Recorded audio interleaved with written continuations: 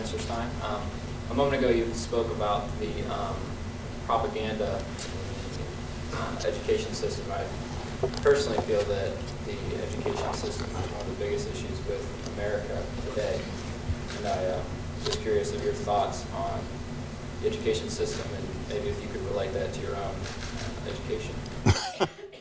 Well, I found when I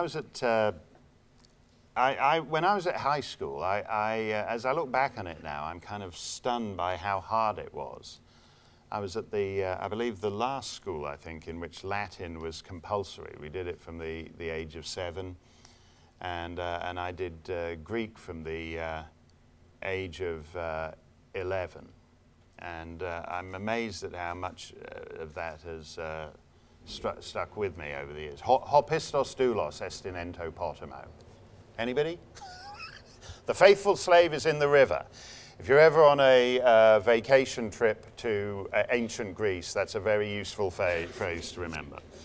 And I'm saddened by, I think the saddest thing is America spends a fortune on public education, absolute fortune.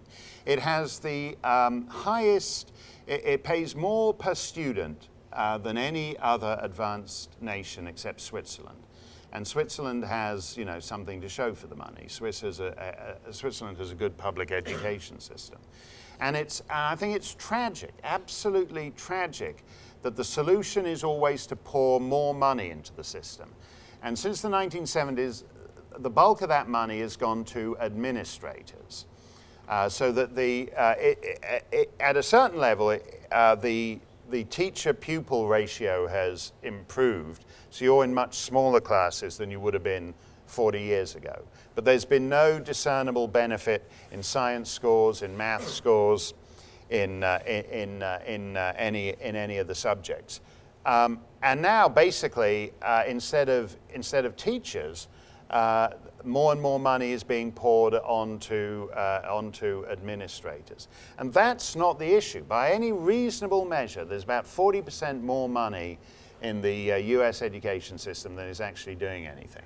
And I'm very opposed to attempts to nationalize it. I opposed President Bush when he did No Child Left Behind. I'm opposed to his brother's promotion of Common Core. I think when it's this mediocre, which it is in the global sense, you can only improve it basically you can only improve it if you're lucky one state at a time, and actually more likely one school district at a time. We need a lot more, we need less nationalization and more innovation at the state and local level in American education.